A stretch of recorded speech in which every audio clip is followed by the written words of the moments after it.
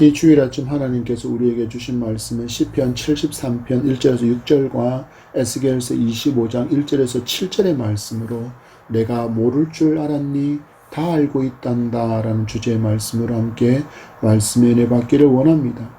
성도는 하나님을 믿는 사람답게 살아가기 위해서 부단히 노력하며 많은 것을 포기하며 살아갑니다. 예를 들어보면 세상 사람들은 불법과 부정한 방법으로 많은 이익을 얻지만 성도이기에 더 많은 이익을 내기보다는 하나님께 칭찬받기를 기대하며 정당한 이익을 남겨야 합니다. 사람들은 경찰의 눈이 없으면 불법을 마음껏 내가 편한 대로 저지르며 살아가지만 성도는 누가 보지 않더라도 하나님의 인재 곧 코람데오를 고백하며 불법에 동참하지 않습니다. 또 음란과 쾌락을 좇아서 외도, 불륜이 넘치고 원조 교제가 성행하고 젊은 애인을 두는 것이 중년의 부부에게는 당연한 것처럼 여겨지는 그런 시대라고 사람들이 말하지만 성도는 부부의 예와 도리를 다하며 살아갑니다. 왜냐하면 하나님을 믿기 때문이고 또한 하나님께서 정하신 법이 있음을 알기 때문입니다. 이처럼 성도는 말씀대로 살려고 또한 말씀에 순종하며 살아가려고 힘겹고 또 많은 것을 포기하며 삶을 살아가는데 우리가 살고 있는 삶의 현장에서 만나는 불편한 그런 현실이 있습니다. 바로 불법과 부정을 저지르는 사람이 하나님의 징계와 심판을 받지 않고 오히려 남의 눈물과 고통 또 고혈을 발판 삼아서 더 많은 부와 더 많은 권세를 누리며 살아가고 있는 것을 보는 것입니다. 여러분, 권력자들의 삶을 보십시오. 권력자들은 확실한 물증과 증인이 없으면 어지간한 범죄로는 법의 심판을 받지 않고 다 비껴가는 듯이 보입니다.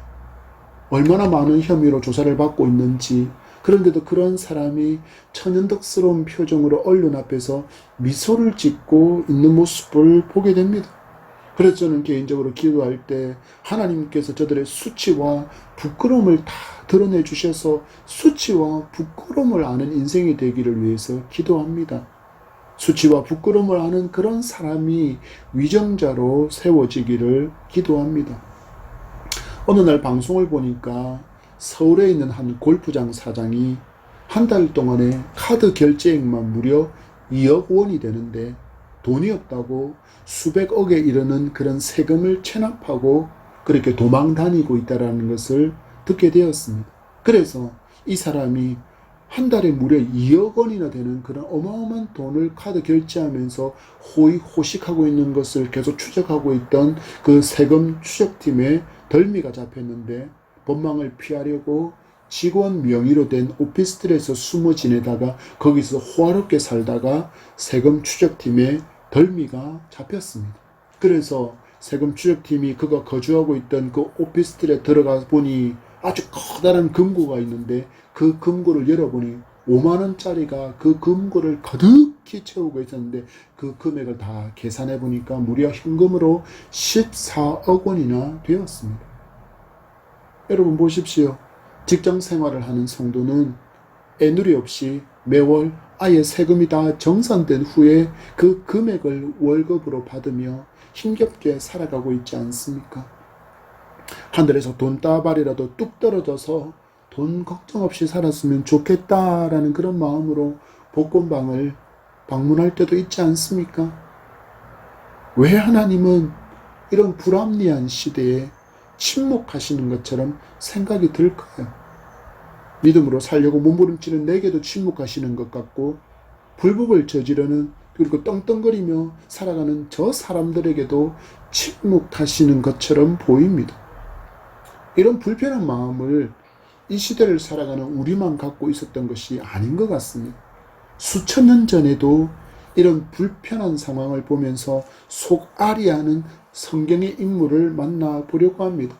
그에게 주신 하나님의 음성을 들으며 불의와 불법의 세상에 침묵하시는 하나님의 마음과 하나님의 그 뜻을 알아갈 수 있는 우리가 되기를 소망합니다. 그래서 이후로 이 원망과 불평을 내려놓고 끝까지 하나님의 공의와 하나님의 정의를 신뢰하는 굳세고 강한 믿음으로 예수 그리스도를 많이 닮은 향기 가득한 삶을 살아내는 우리 모두가 되기를 축복합니다. 9월의 마지막 주일 아침 우리는 예배 가운데 에스겔의 말씀과 시편의 말씀을 통해서 말씀의 풍성한 은혜를 받고 마음의 이 갈증들, 이 갈등들, 이 해결되지 못했던 마음에 대한 시원함을 얻는, 시원한 답을 얻는 그런 복된 시간이 되기를 축복합니다. 먼저 오늘 우리가 본문으로 삼은 에스겔 25장은 이스라엘의 멸망을 손뼉치고 기뻐하고 환호하고 있는 이방 민족에 관한 하나님의 엄중한 공의의 심판이 예언되고 있습니다. 그리고 시편 73편은 불의한 자들의 형통함을 수수방관하시는 듯한 모습으로 계신 하나님께 탄원하고 있는 그 시인을 만날 수 있습니다. 불의한 자들, 불법을 저지른 자들을 보니까 하나님 앞에서 마음이 깨끗한 삶을 살아가는 성도들을 선대하신다는 하나님의 공의와 정의를 믿지 못하겠다는 시인의 탄식이 기록되어져 있습니다. 우리 오늘 본문의 말씀을 쉬운 성경으로 다시 한번 읽어보도록 하겠습니다. 먼저 1절과 3절까지 다 같이. 참으로 하나님은 이스라엘을 선하게 대하시며 마음이 깨끗한 자들에게는 더욱 그리하십니다. 그러나 이제 나는 그 사실을 믿을 수 없게 되었습니다. 왜냐하면 악한 사람들이 잘 사는 것을 보고 나는 그런 교만한 사람들에게 질투를 느꼈기 때문입니다. 아멘. 우리는 말씀을 통해서 하나님이 정의와 공의로 세상을 다스리신다는 것을 배우게 됩니다. 그리고 구약에 드러나는 하나님의 심판의 모든 근거가 바로 여기 하나님의 정의와 공의에 있다는 것도 알게 됩니다. 시편의 기자도 마찬가지로 고백합니다. 그는 하나님을 이렇게 1절에서 고백합니다. 이스라엘을 선하게 대하시며 마음이 깨끗한 자들에게는 더욱 그러하십니다. 라고 이 하나님을 고백하고 있습니다. 성도 역시 이 믿음을 붙들고 신앙생활을 해나갑니다. 그런데 이 믿음을 흔드는 일이 우리 주변에는 너무나도 많이 일어납니다. 시편 기자 역시 이러한 갈등과 고민의 상황을 경험하고 있습니다. 우리가 읽었던 2절 3절에 있는 내용인데 그 내용을 보면 이렇습니다. 악하고 교만한 사람들이 더 잘 살고 더 형통한 것을 그가 보고 있다라는 것입니다. 시편의 기자는 이런 모습으로 인해서 하나님의 공의와 정의에 대한 신뢰가 깨어지고 있다라고 이야기합니다. 많은 사람이 처음 예수 그리스도를 듣고 복음을 듣고 교회에 와서 그래서 복음을 듣고 자신이 지금까지 행하던 불법과 불의를 하나님께서 전혀 기뻐하지 않으시고 심지어 용납하지 않으시며 심판이 있다는 메시지에 놀라서 불법의 삶을 끊어내려고 노력합니다. 그래서 배운 대로 살려고 불법을 통한 더 많은 이익을 포기했는데 웬걸 예수 믿기 전보다 더 어렵고 뭔가 일이 더 잘 안 풀리는 것 같습니다. 거기에 더해서 여전히 예전에 자신처럼 불법을 행하는 사람들은 더 큰 번영을 누리고 있는 것을 보게 됩니다. 이런 상황을 마주하면 처음 교회에 출석하고 1년이 채 되지 않은 사람들은 신앙을 포기하고 옛 사람의 자리로 돌아가 버립니다. 그렇다면 신앙의 연차가 좀 되고 신앙이 있다고 말하는 사람들에게는 이런 고민의 순간이 전혀 없는 것일까요? 아니라는 것을 우리는 시편 기자의 푸념 가득한 목소리를 통해서 알 수 있습니다. 시인은 하나님의 공의와 정의에 대한 믿음을 흔드는 악한 사람들의 형통함을 이렇게 기록하고 있습니다. 4절에서 6절의 말씀 역시 다 같이 읽겠습니다. 다 같이. 그들은 마음에 갈등도 없고 몸은 건강하고 강합니다. 그들에게는 우리가 겪는 어려움들이 없고 다른 사람들처럼 불행한 일들도 일어나지 않습니다. 그러므로 그들은 교만을 목걸이로 삼고 폭력을 옷으로 입고 있습니다. 아멘. 보십시오. 시인이 발견한 악한 사람들의 모습을 보니까 마음에 갈등이 없대요. 마음이 갈등이 없다라는 이야기는 이걸 할까 저걸 할까 이걸 해도 될까 이걸 하면 안 될까 이런 고민이 전혀 없다는 이야기예요. 말 그대로 내가 마음이 원하는 대로 다 하며 살아가고 있다라는 것입니다. 지금 시대의 사람들의 모습이 이렇지 않습니까? 분명히 법이 있지만 나에게 있어서 거치는 돌이 되면 과감하게 뛰어넘어 버립니다. 예를 들어서 신호등 너무 귀찮습니다. 공중도덕 너무 불편하기만 합니다. 특히 요즘은 캠핑에 광풍이 불고 있는데 이로 인해서 좋지 않은 일들이 너무 많이 일어나고 있습니다. 쓰레기 무단 투기, 심지어는 주차장에다가 텐트를 치고 차를 이용한 차박을 설치하고 얼마 전에는 이렇게 구비가 있는 도로 위에다가 차를 세로로 세워놓고 도로를 막은 다음에 그 뒤에 텐트를 설치하고 캠핑을 하던 사람이 고발당하기도 했습니다. 어떤 마음일까요? 오늘 말씀에 따르면 갈등이 없는 마음. 내가 원하면, 내가 편하면 이라는 생각이 법이나 공중도덕 그리고 사회적인 질서를 가볍게 무시하게 만들고 있는 것입니다. 갈등이 없어요. 내가 원하면 그냥 합니다. 사람들의 시선, 법, 다른 사람의 불편함은 아랑곳 없습니다. 왜일까요? 하나님이 없기 때문입니다. 하나님이 없기 때문에 내가 원하는 대로 갈등 없이 살아간다는 것입니다. 하나님이 계신 것을 믿는다면 하나님의 질서를 인정하며 살게 되는 것입니다.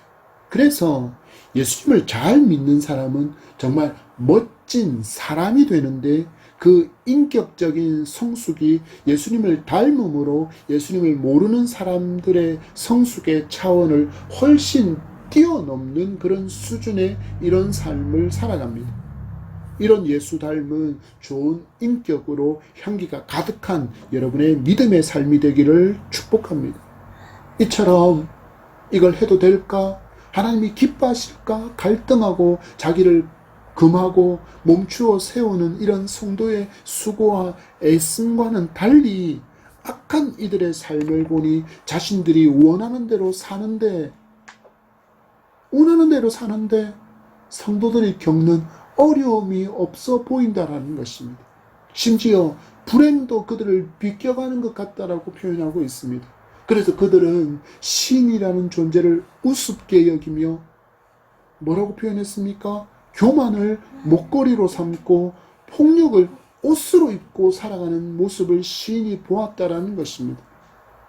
불법을 저질러도 많은 돈을 벌며 떵떵거리고 윤택한 삶을 살아가더라는 것입니다. 불법으로 하는 사업이 오히려 더 번창하더라는 것입니다. 사업에 아무런 어려움도 없이 불행도 겪지 않더라는 것입니다. 그러니 그들은 신의 심판이나 교회에서 말하는 하나님을 아예 무시하고 무엇을 목걸이처럼 달고 다닌다고요? 교만을 목걸이처럼 달고 다니며 갈등 없이 내가 하고 싶은 대로 행동하고 그래서 행동을 가로막거나 너 당신 이거 잘못하고 있는 거야 왜 이렇게 해라고 딴지를 걸면 어떻게 한다고요? 폭력으로 갚는 악한 존재가 되었다라고 말씀하고 있습니다.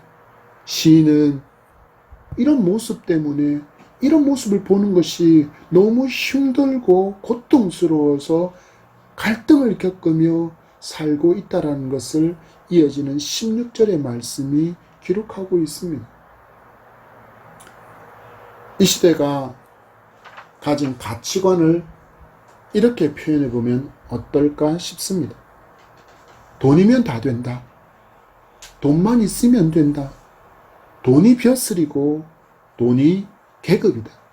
그래서 가진 돈이 계급이 되어서 없는 사람들을 업신여기며 헐뜯고 또 악한 말을 하며 거만한 태도로 위협하고 폭력을 행합니다. 이 모든 일이 가능한 이유가 무엇이라고요? 그들에게 하나님이 없기 때문입니다. 시인은 이 악한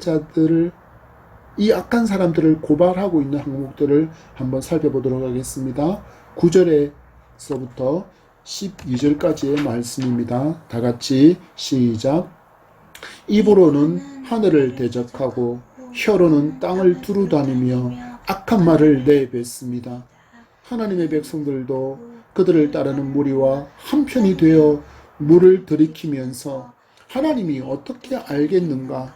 지극히 높은 하나님이 뭘 하고 계신가? 라고 말합니다. 이것이 악한 자들이 사는 방식입니다. 언제나 편안하게 살면서 재산은 점점 더 늘어만 갑니다. 아멘.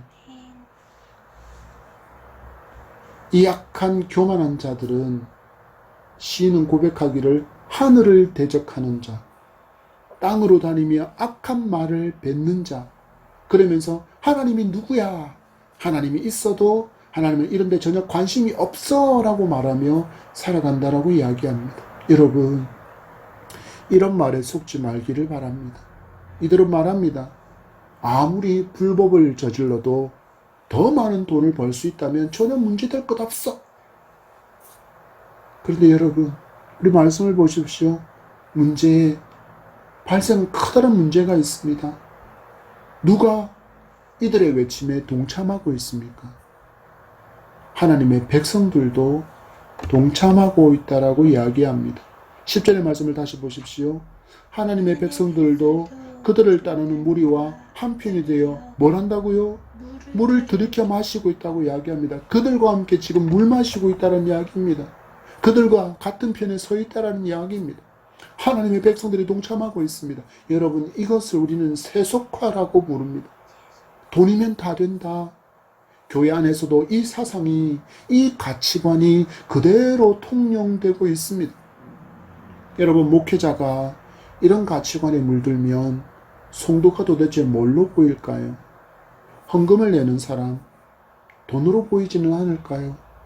바울은 그의 영적인 아들 후배 목회자였던 디모데에게 보내는 편지를 통해서 목회자는 이렇게 살아야 한다는 분명한 가르침을 주는데 그 중에 물질에 관한 내용이 있습니다. 디모데전서 3장 3절에서 그리고 디모데후서 3장 2절, 디모데전서 6장 10절의 말씀을 연속해서 읽어보도록 하겠습니다. 시작.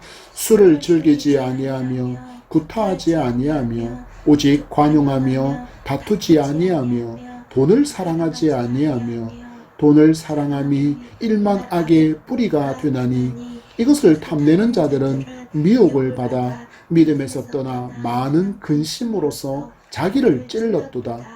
사람들이 자기를 사랑하며 돈을 사랑하며 자랑하며 교만하며 비방하며 부모를 거역하며 감사하지 아니하며 거룩하지 아니하며. 아멘. 계속해서 강조하는 게 무엇입니까? 돈 사랑하지 말라라고 이야기합니다. 그리고 히브리서 역시 이 돈에 관한 교훈을 주고 있습니다. 히브리서 13장 5절의 말씀입니다. 다 같이 시작. 돈을 사랑하지 말고 있는 바를 족한 줄로 알라. 그가 친히 말씀하시기를 내가 결코 너희를 버리지 아니하고 너희를 떠나지 아니하리라 하셨느니라. 아멘. 목회자가 한 영혼이 예수님을 만나서 구원을 받는 영혼 구원에는 별 관심도 없이 성도가 채워져서 교회가 커지고 자신의 명성이 높아지고 그래서 많은 빚을 내서라도 더 크게 이 교회당을 짓기를 원하고 이로 인해서 성도는 또 그걸 갚아 나가느라 마음과 삶에 엄청난 부담을 떠나야 하고 정말 이 모습이 우리는 주의 일인가를 심각하게 고민해야 하는 시대를 만났습니다. 왜입니까? 코로나로 인해서 격감한 성도의 숫자, 재정적인 심각한 압박, 그리고 헌금을 은행 이자와 원금 갚느라 대부분 사용하고 다음 세대를 위해서는 인색한 재정의 할당, 사례금을 줄 수 없어서 담당 교육자가 없는 교육 부서를 만들고 있다는 것을 우리는 이미 너무나도 많이 보고 있지 않습니까? 그래서 사라져버린 교육기관이 얼마나 많습니까? 주일학교가 없는 교회, 학생회가 없는 교회, 청년부가 없는 교회가 얼마나 많아졌습니까? 이제는 멈춰야 할 것 중에 하나가 바로 큰 교회를 엄청난 빚을 떠안고 건축하는 일이라고 생각합니다. 그 빚을 갚기 위해서 은행에 내는 엄청난 액수를 전도에 사용하고 선교에 사용하고 이웃을 섬기고 구제하는 일에 사용했다면 지금보다는 한국 교회가 한국 사회에 적어도 선한 사마리아 사람처럼이라도 인식되지 않았을까 하는 그런 안타까움이 있습니다. 예수님도 우리에게 물질에 관한 교훈을 주셨습니다. 누가복음 16장 13절의 말씀입니다. 다 같이 집 하인이 두 주인을 섬길 수 없나니 혹 이를 미워하고 저를 사랑하거나 혹 이를 중히 여기고 저를 경히 여길 것임이니라. 너희는 하나님과 재물을 겸하여 섬길 수 있습니까? 없습니까? 없다라고 주님이 말씀하셨습니다. 하나님과 재물을 겸하여 섬길 수 없다라고 주님은 단호하게 말씀하십니다. 이 말씀은 무게추가 반드시 한쪽으로 기울게 되어 있다라는 것입니다. 그래서 반드시 저울이 한쪽으로 기울게 되어 있다라는 것입니다. 시소가 무거운 사람 쪽으로 기우는 것처럼 그렇게 기울게 되어 있다라는 것입니다. 나의 주인이 돈이 되든지 나의 주인이 하나님이 되든지 반드시 정해지게 되어 있다라는 것입니다. 그런데 더 심각한 문제는 마음으로 이 상황을 절충하며 하나님을 돈을 잘 벌 수 있는 도움의 수단처럼 여기게 되는 것입니다. 교회를 다니게 되었습니다. 그래서 하나님의 존재를 알게 되었습니다. 그런데 하나님을 보니까 하나님께 밉보이면 큰일 날 것 같습니다. 그래서 하나님께 밉보이면 안 되겠다라는 생각에 하나님을 믿는 신용은 하는데 내 사업과 번영을 위한 알라딘 램프의 지니처럼 여기고 한국의 도깨비 방망이처럼 하나님을 여긴다라는 것입니다. 한마디로 어떤 일이 일어난 것입니까? 주인과 손님이 바뀌는 주객 전도가 일어나 버린 것입니다. 예수님은 이것을 경고하신 것이며 온 우주의 주인이신 하나님을 돈보다도 못하게 여기는 미련한 인생이 되지 말 것을 우리에게 엄중하게 교훈하시는 것입니다. 여러분 오해하지 마시기 바랍니다. 돈을 터부시하라는 말이 아닙니다. 마치 돈을 더러운 것처럼 여기라고 말하는 것이 아닙니다. 돈이 필요 없다는 말도 아닙니다. 돈이 가진 힘을 절대로 우습게 여기지 말라라는 것입니다.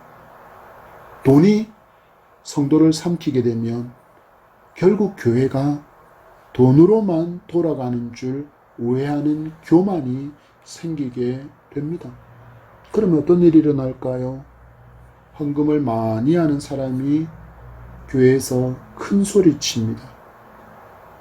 헌금을 많이 하는 사람이 중직자 선정에 유리한 위치를 차지해서 다른 사람보다 더 장로가 빨리 되고 더 권사가 빨리 되고 더 안수집사가 빨리 되는 일들이 일어나지 않습니까? 이런 모습이 점점 늘어나게 되면 교회가 어느 순간 외칩니다.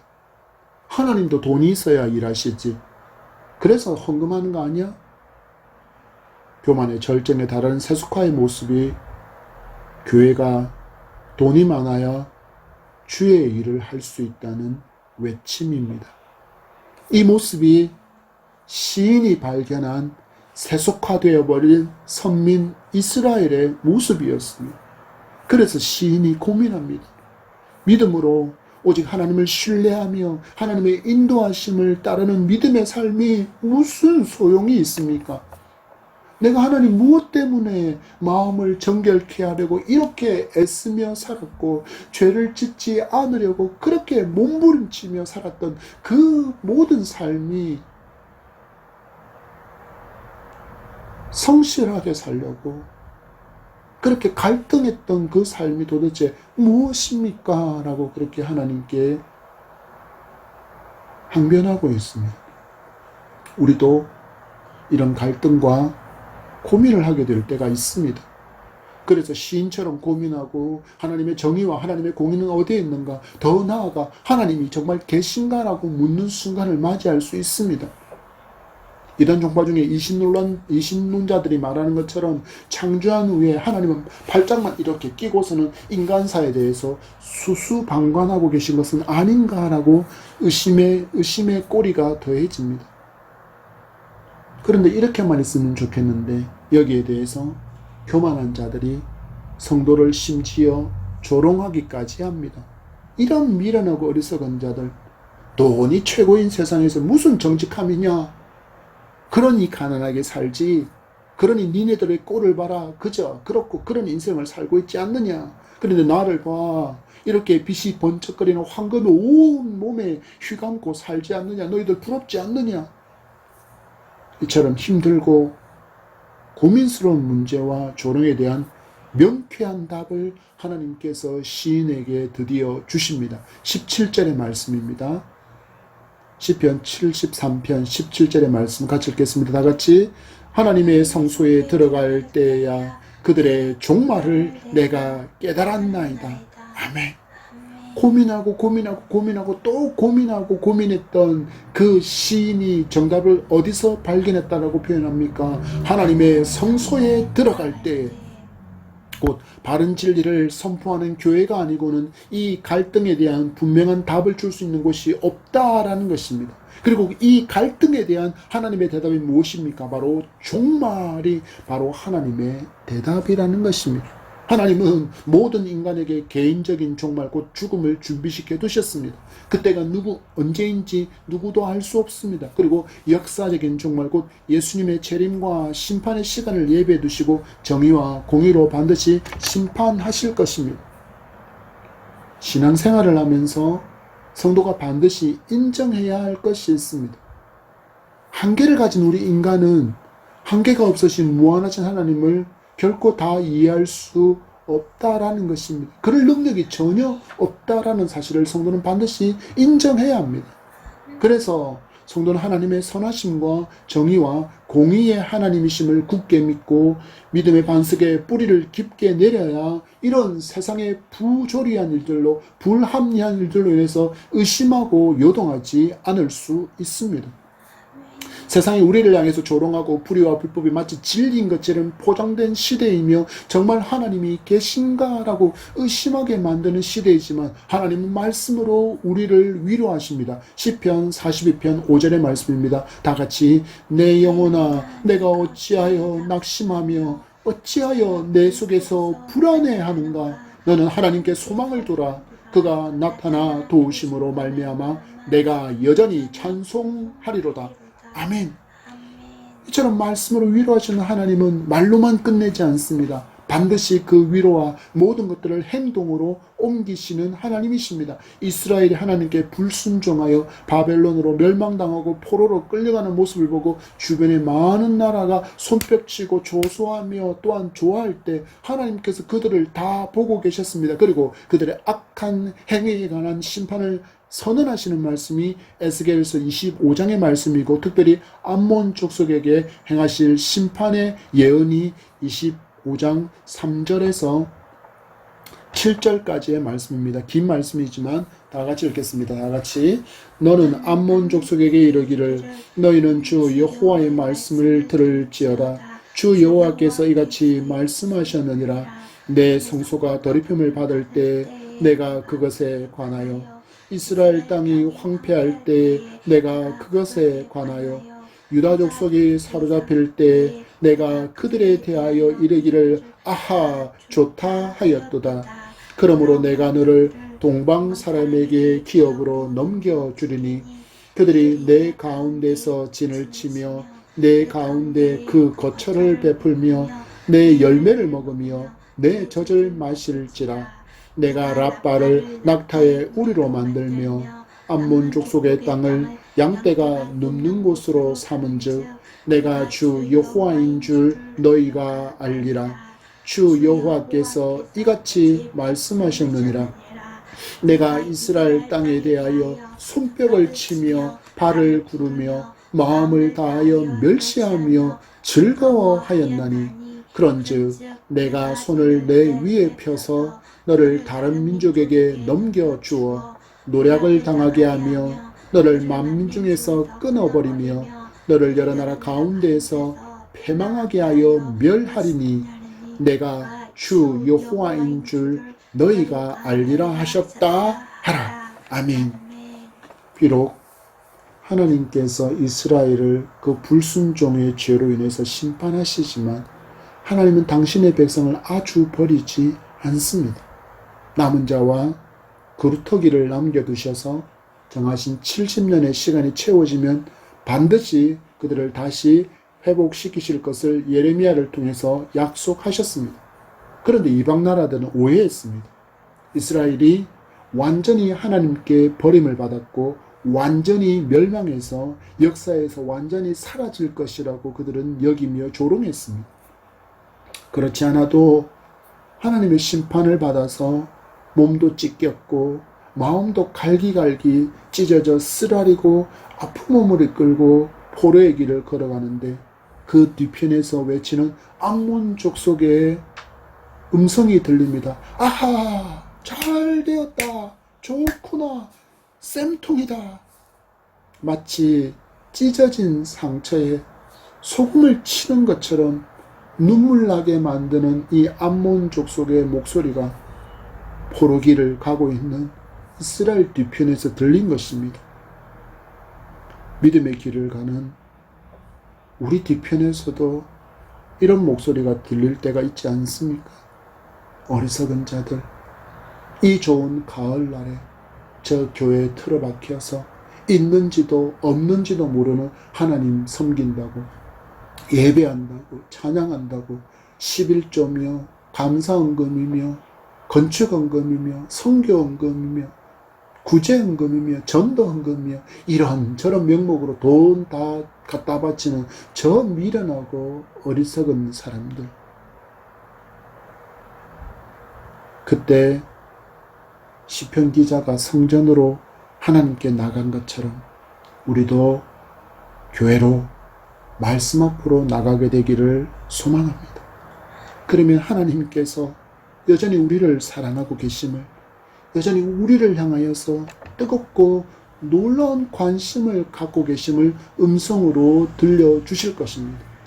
불의와 불법을 행하는 자들이 그들의 형통이 이해되지 않았던 시인에게 말씀으로 응답을 주신 하나님, 멸망 후 포로로 끌려가는 길에서 조롱하던 암몬을 심판하신 하나님이 오늘 우리에게 말씀으로 용기와 새 힘을 주십니다. 73편 28절의 말씀입니다. 다 같이 하나님께 가까이 함이 내게 복이라.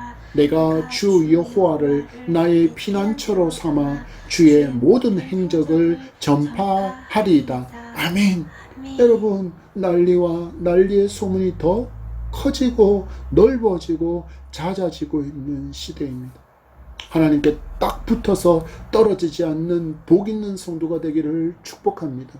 하나님은 우리의 모든 것을 다 알고 계시고 우리가 마주한 이 현실 또한 하나님은 다 알고 계십니다. 그럼에도 하나님은 지금 참아주시고 있을 뿐입니다. 모든 사람들이 구원에 이르기를 하나님은 그냥 참아주고 계시고 있을 뿐입니다. 그렇지만 이 하나님의 참으심은 영원히 이어지지 않습니다. 반드시 예언하신 말씀대로 하나님의 공의와 하나님의 정의로 세상을 심판하실 것을 믿고 오늘을 또 믿음으로 인내하며 기쁨을 잃지 않는 그런 우리이기를 축복합니다. 말씀을 맺습니다.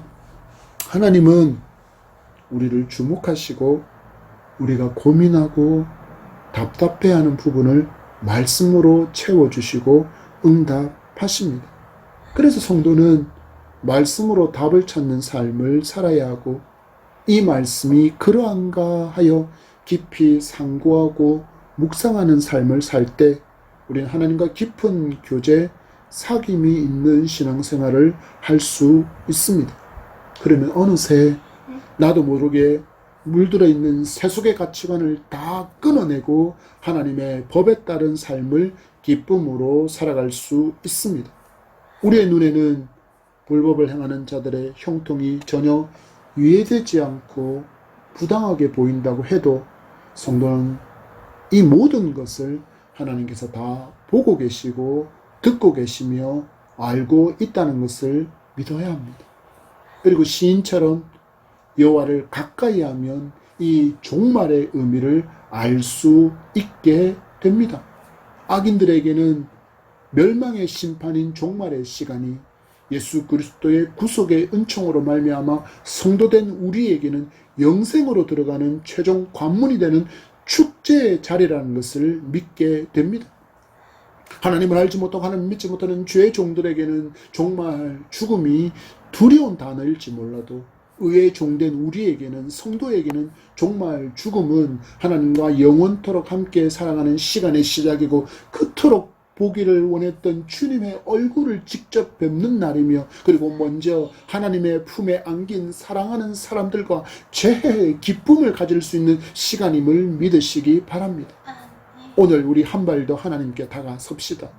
그러면 이 땅에서 만나는 삶의 고민과 갈등의 상황에 대한 답을 분명한 하나님의 음성으로 듣게 되는 놀라운 은혜를 매 순간 경험하며 살게 될 것입니다.